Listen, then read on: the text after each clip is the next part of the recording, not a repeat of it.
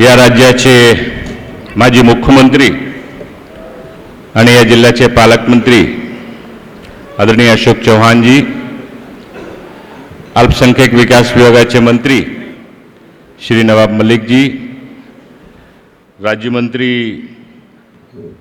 युवा तड़पदार श्री विश्वजीत कदम जी, आमदार अमर राजूरकर जी, आमदार जवलगावकर जी, आमदार हरबड़े जी, माजी मंत्री डीपी सावंत, महापौर थेवनकर ताई, जिला परिषद अध्यक्षा आंबुलकर ताई, जिलाधिकारी सम्माननीय जिलाधिकारी सीओ, माजी महापौर सत्सक भाई, शमीम अब्दुल्ला, मुंतजीम, एडवोकेट सिद्दीकी साहेब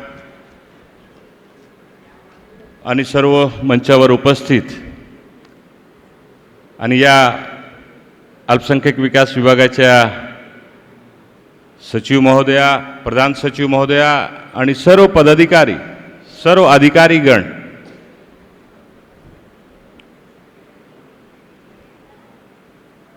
आज सबसे ज़्यादा खुशी मुझे है कि आज जो उर्दू घर की बुनियाद 2014 में हम लोगों ने डाली थी, उसका उद्घाटन आज हुआ है।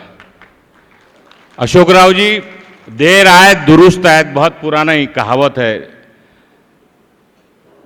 भले देर हुई, लेकिन जो एक मराठवाड़े के लोगों का एक ख्वाब था, उर्दू जबान से प्यार करने वाले हिंदू, मुस्लिम, सिख, ईसाई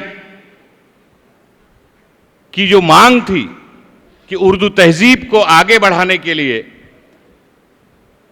नांदेड़ जैसे शहर में, जहां हमारे सिख भाई भारी तादाद में रहते हैं, जो उर्दू बोलते हैं, पढ़ते हैं, हमारे माइनॉरिटी की अक़लियत के लोग भारी तादाद में रहते हैं, जो उर्दू बोलते हैं, पढ़ते हैं, और भी दूसरे लोग, सबकी बहुत पुरानी मांग थी। और इसका पूरा श्रेय मैं देना चाहता हूं अशोक राव चौहान जी को। जब वो मुख्यमंत्री बने तो उन्होंने माइनॉरिटी डिपार्टमेंट को भरपूर ताउन और भरपूर मदद करने का फैसला किया। और उस समय मुझे याद है कि जब मैं माइनॉरिटी अफेयर मिनिस्टर था, उन्होंने मुझे कहा कि नसीम भाई, पूरे महाराष्ट्र में अक़लियत की फलाह बहबूद के लिए, माइनॉरिटीज़ के वेलफेयर के लिए अलग अलग स्कीमें शुरू करो, ताकि महाराष्ट्र की अक़लियत को मुख्य धारा में लाया जा सके, उनको भी बराबर का मान और सम्मान और दर्जा दिया जा सके, उनको भी सारी सहूलत से आरास्ता किया जा सके। और हमें खुशी है कि उस समय अल्पसंख्यक विकास विभाग ने, माइनॉरिटी डिपार्टमेंट ने जो योजनाएं शुरू की, उसमें से बहुत सारी योजनाओं का फायदा नांदेड़ के रहने वाले लोगों को मिला है। ये आज अजीमुशान उर्दू घर, इसका नाम सुनने में आता है उर्दू घर, तो सुनने वालों को ऐसा लगता है कि कोई छोटा सा घर होगा, लेकिन यहाँ आने के बाद लोग देखेंगे, समझेंगे कि इसमें ऑडिटोरियम भी है, यहाँ पर वर्ल्ड क्लास लाइब्रेरी भी है, यहाँ पर बच्चों के लिए क्लासरूम भी है, स्टडी सेंटर है, और सभी सहूलत से आरास्ता एक उर्दू घर की जो एक ख्वाब लोगों का हुआ करता था, उस तरह का पूरा करने का काम किया गया। पिछले 5 साल 2014 से 2019 तक भारतीय जनता पार्टी की सरकार थी।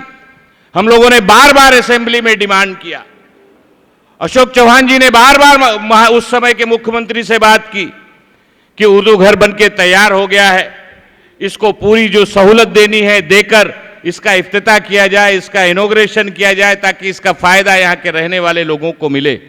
लेकिन वो सरकार, जिस सरकार उर्दू मुखालिफ सोच पे बनी हो और ये सोच पे बनी हो कि उर्दू तो एक तबके की जबान है, एक कौम की जबान है, ये लोगों को ये पता होना चाहिए कि उर्दू जबान कोई मुसलमानों की जबान नहीं है। उर्दू जबान हिंदुस्तान की बहुत पुरानी जबान है, सैकड़ों साल पुरानी जबान है। पंजाब में आप चले जाइए, पंजाब में आज भी लोग उर्दू में लिखते हैं, पढ़ते हैं, उर्दू के अखबार चलते हैं। हमारे सिख भाई यहाँ पे बैठे हुए हैं, इनको पता होगा कि आज भी पंजाब के अंदर उर्दू में सारा कामकाज वहाँ पर होता है। तो बहुत सारी चीज़ें हैं। फिरका परस्ती और तंग नजरी की बुनियाद पर पिछले 4-5 साल तक ये इसी तरह से रहा। और उस समय हम लोगों ने जब फैसला किया था कि महाराष्ट्र में अलग अलग शहरों में उर्दू घर बनाया जाए, क्योंकि इस महाराष्ट्र की धरती पर, महाराष्ट्र की सरजमी पर, खास करके नांदेड़ के सुपुत्र रहे स्वर्गीय डॉक्टर शंकरराव चौहान जी, जिन्होंने उर्दू में तालीम ली, उस्मानिया यूनिवर्सिटी से उन्होंने हायर एजुकेशन किया, और जब वो महाराष्ट्र के मुख्यमंत्री बने तो महाराष्ट्र में उर्दू जबान को फरोग देने के लिए उर्दू अकादमी की बुनियाद उन्होंने महाराष्ट्र में डाली। महाराष्ट्र की उर्दू एकेडमी डॉक्टर शंकरराव चौहान साहब के मुख्यमंत्री रहते हुए बनाया गया। तो उसकी शुरुआत यहां से की गई है। आज बहुत सारी वेलफेयर स्कीमें अकलियत के लिए शुरू है। नवाब मलिक साहब उसके वजीर हैं, सत्यजीत हमारे विश्वजीत कदम जी इसके राज्य मंत्री हैं। ये दोनों मिनिस्टर मिलकर आने वाले दिनों में, अशोक राव जी बात कर रहे थे कि डिपार्टमेंट को और ताकत देनी चाहिए और मजबूत बनाना चाहिए और महाराष्ट्र की अकलियत की वेलफेयर के लिए ज़्यादा से ज़्यादा स्कीम और ज़्यादा से ज़्यादा काम किया जा सके। हम लोगों को पूरी उम्मीद है कि महाविकास आघाड़ी की सरकार और मलिक नवाब साहब और विश्वजीत कदम ये दोनों मिलकर इस डिपार्टमेंट के जरिए महाराष्ट्र की अकलियत का चेहरा मोहरा बदलने का काम करेंगे। मैं ज़्यादा वक्त नहीं लेना चाहता। मैं आज के इस मौके पर एक बात और करना चाहता हूं। इशू बहुत सारे हैं, लेकिन पिछले दिनों आप सब ने देखा कि हमारे पूरी दुनिया में हिंदुस्तान का नाम जिसने रोशन किया, दिलीप कुमार साहब, जो हमारे मुल्क के सबसे बड़े कलाकार रहे, दिलीप कुमार साहब का इंतकाल हुआ। अशोक चौहान जी, मैं चाहता हूं, नवाब मलिक साहब, मैं चाहता हूं कि इस उर्दू घर का नाम दिलीप कुमार उर्दू घर के नाम से दिया जाए, यूसुफ खान साहब के नाम से इस उर्दू घर का नामकरण किया जाए, ताकि उनका नाम और उनके काम नांदेड़ के लोगों के साथ साथ मराठवाड़ा के लोग और पूरे महाराष्ट्र के लोग याद रखें, आने वाले दिनों में नस्लें याद रखें।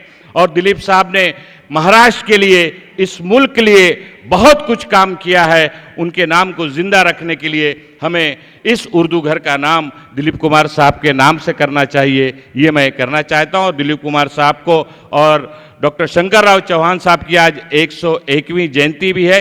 मैं दोनों को खराज अकीदत पेश करते हुए अपनी बात को ख़त्म करता हूँ। शुक्रिया।